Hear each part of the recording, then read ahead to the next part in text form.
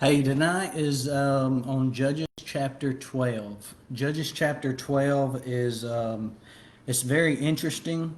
It's got a lot to do with it's basically civil war, Israel versus Israel.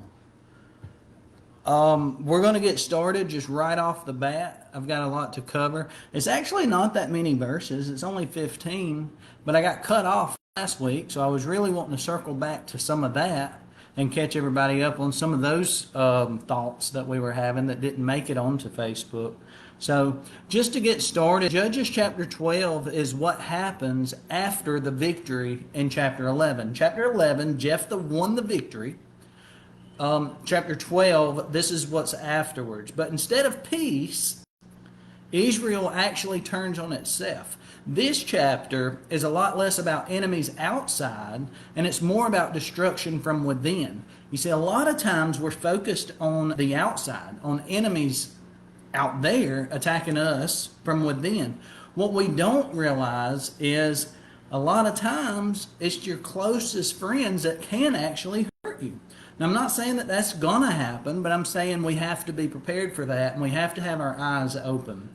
We are attacked from within as well. I'll give you an example. A lot of churches are started because of conflict inside the church. Well, if you don't believe this way, I'll just open up another church and we'll go with it that way. And it's not that anybody's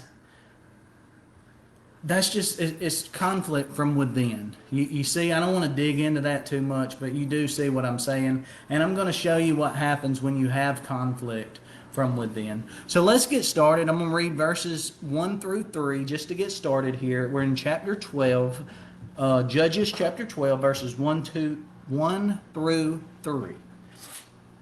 And this is the word of God. And it says, "The men of Ephraim were called to arms, and they crossed to Zephon and said to Jephthah," okay, this is what Ephraim said, "Why did you cross over to fight against the Ammonites, and you did not call us to go with you? We will burn your houses over with fire." And Jephthah said to them, "I and my people had a great dispute with the Ammonites, and when I called you, you did not save me from their hand. And when I saw that you would not save me, I took my life in my hand and crossed over against the Ammonites, and the Lord gave them into my hand. Why then have you come up against me this day to fight against me?" All right, so Ephraim confronts Jephthah. Okay, why did you cross over to fight and didn't call us? We will burn your house down. They're mad. This is extreme. We're going to burn your house down because you didn't call us. They weren't mad about God. They were mad because they didn't get the recognition of winning the war. You only won because of us. We know this because if you go back, Ephraim, they have this pattern.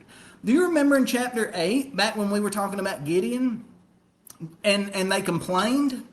And Gideon, back in chapter 8, he was like, hold on now, hold on. And he calmed them down. What I did was nothing compared to what y'all did. And they felt it boasted them up, so they were okay and they accepted it. But the difference here is Jephthah didn't do what Gideon did. Gideon smoothed it out. Whereas we're about to see Jephthah did not.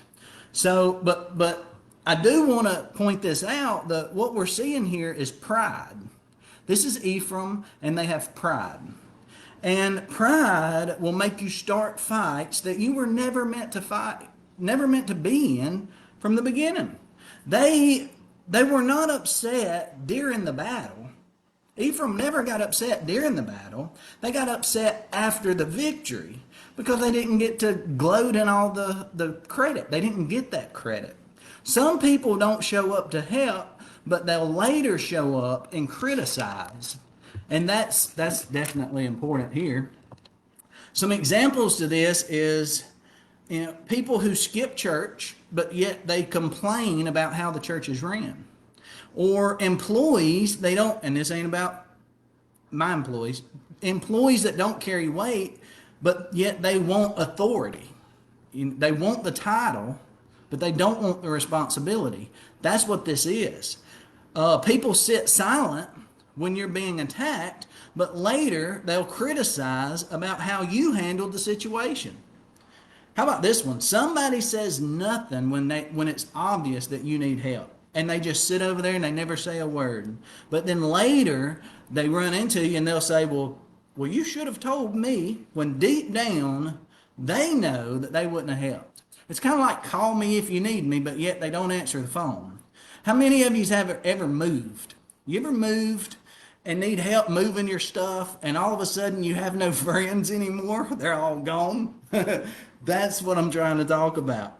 These guys wanted the credit. They want to come over and have a big gathering at your house when you get everything moved in and everybody's here. Let's celebrate. We're going to eat some food. We're going to cook some steaks. They show up for that, but they wasn't there when it was time to move that couch. That's what I'm talking about. Let's pride. I'm not get ahead of myself. Pride says, why wasn't I included? Why wasn't I included? But humility says, how can I help? And that's the difference here. All right, we're going to keep reading verses 2 and 3. We already read this, but verses 2 and 3, it says, and Jephthah said to them, I and my people had a great dispute with the Ammonites. And when I called you, you did not save me from their hand. And when I saw that you would not save me, I took my life in my hand and crossed over against the Ammonites. And the Lord gave them into my hand. Why then have you came to me this day to fight against me? He says, I did call you. I did ask you for help. But you didn't deliver me. And then he says, I took my life in my hands. That's what he says. That phrase means I risked everything while you stayed back and did nothing. Some people will criticize risks that you take that they would never take. Let's read verse 4. This is getting good. Verse 4 says, Then Jephthah gathered all the men of Gilead and fought with Ephraim. And the men of Gilead struck Ephraim because they said, You are fugitives of Ephraim, you and Gileadites, in the midst of Ephraim and Manasseh. All right, so listen. Do you remember back in chapter 8 when Gideon, he was like, hey, it's okay. When he was talking to Ephraim, was like, y'all did great. Y'all deserve credit. What I did was nothing compared to what y'all did. Gideon was trying to smooth it out, make peace. That's not the route Jephthah takes. Jephthah, instead of resolving it, he goes to war. You see that? It says, Jephthah gathered all the men of Gilead and fought with Ephraim. And the men of Gilead struck Ephraim. They struck them. They went to war with them. This is civil war in the Bible. This is civil war, okay? What I mean by that is this is Israel versus Israel. All right? Remember, don't forget, Ephraim is one of the 12 tribes of Israel, okay? So what you have is Ephraim is one of the tribes, one of the 12, but Israel is all 12 in a whole, okay? So we have Israel versus Israel, and that's important. We're fighting each other. That's not good. Okay, let's keep reading verses 5 and 6, and it says, And the Gileadites captured the fords. All right, the fords. That is a shallow spot that's crossing the river, okay, that you can cross it. I would imagine it would be like ankle deep water. It's just something that you can cross, an area where you can cross over. So what this says is, and the Gileadites captured the fords. They were standing there, kind of like at the bridges. You can't go across anywhere but here. So they captured those spots, and they took over those spots. All right, and it says, and the Gileadites captured the fords of the Jordan, that'd be the Jordan River, against the Ephraimites. And when any of the fugitives of Ephraim said, Let me go over, the men of Gilead said to him, Are you an Ephraimite? And when he said no, they said to him, Then say Shibboleth.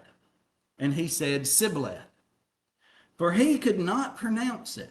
Then they seized him and slaughtered him at the fords of the Jordan. At that time, 42,000 of the Ephraimites fell. The Gileadites stopped fleeing the Ephraimites and began to test them. And they would say Shibboleth. And the Ephraimites would say Sibboleth. Okay, they couldn't pronounce it right. They could not pronounce that sh sound. So instead of Shibboleth, they were saying Sibboleth. Okay, one word, one sound exposed them for who they were, and then they were killed. 42,000 of them was killed. All right, let me explain this to you. How does this work? All right, so this reminds me of a time when I drove a 18-wheeler years ago. And I had a load delivering up in New York. I think it was New York. It might have been Pennsylvania. But it was in one of those. And when I got up there to deliver, I stopped at the front. I went in to check in. And the guy in there, he told me, he said, just drive around the building.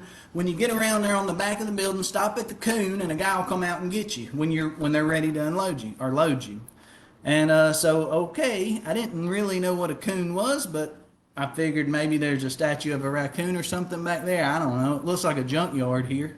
So anyway, I'm going around the corner, and I get around the back of the building, and I just keep driving.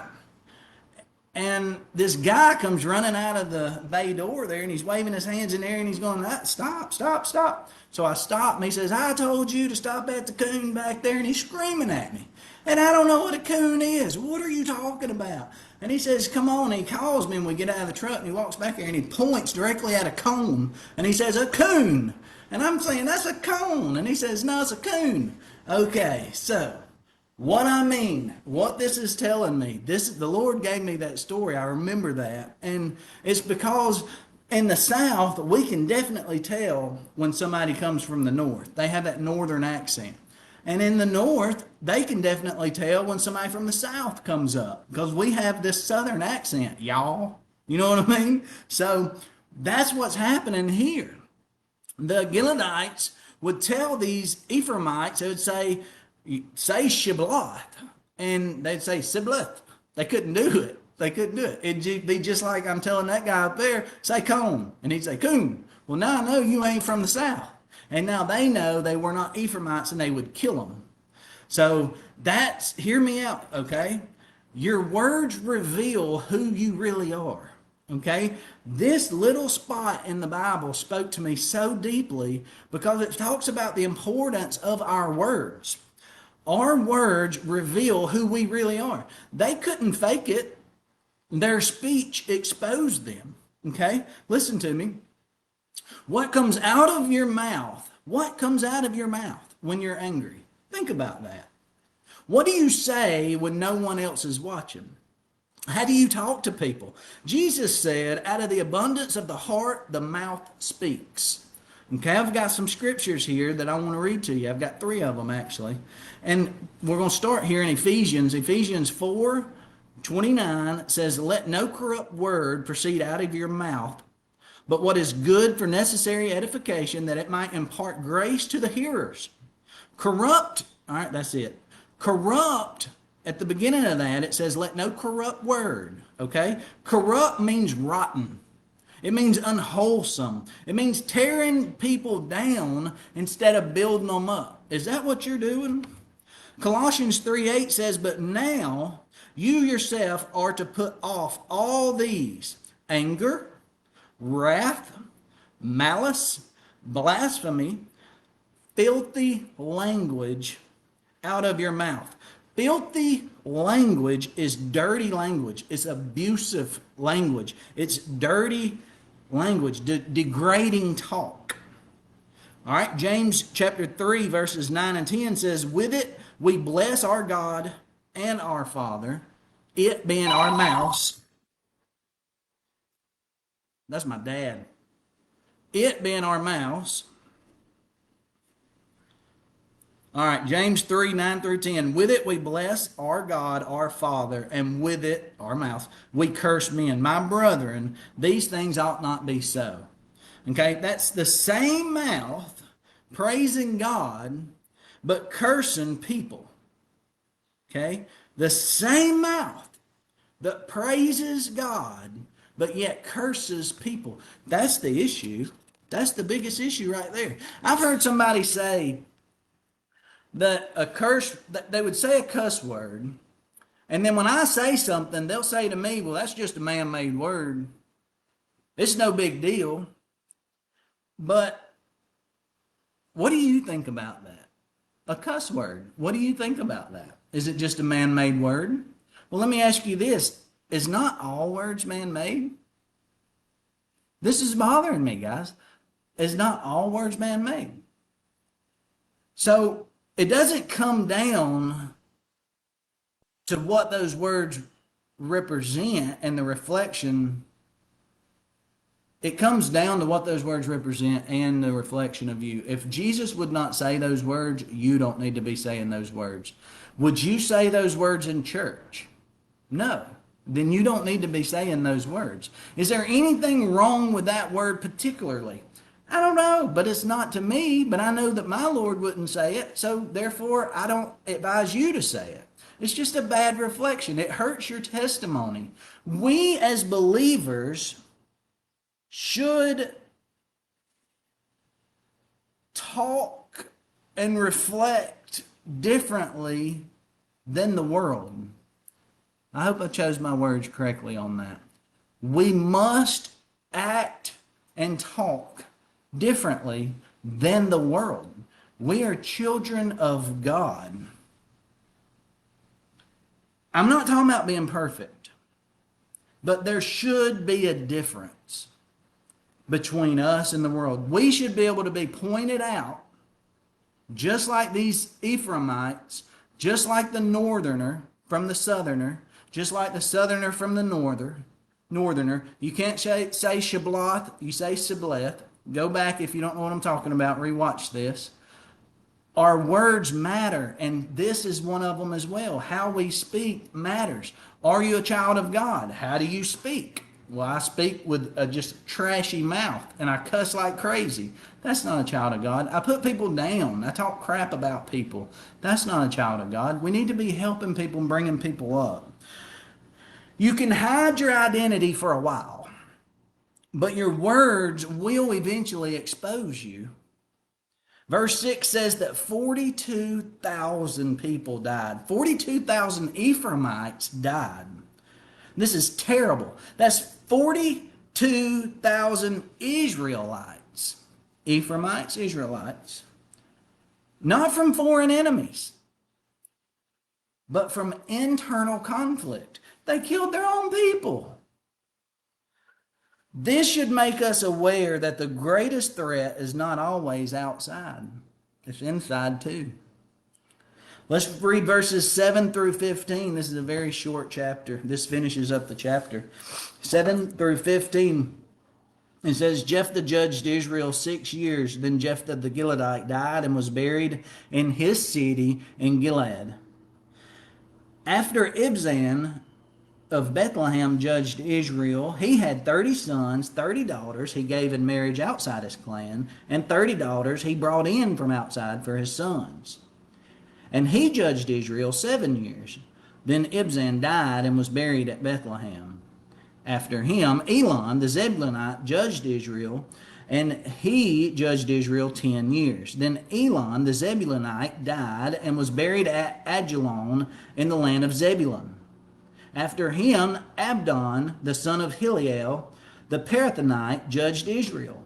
He had 40 sons and 30 grandsons who rode on 70 donkeys, and he judged Israel 8 years. Then Abdon, the son of Hillel, the Parathonite, died and was buried at Parathon in the land of Ephraim, in the hill country of the Amalekites. That's a whole bunch of big words there, wasn't it?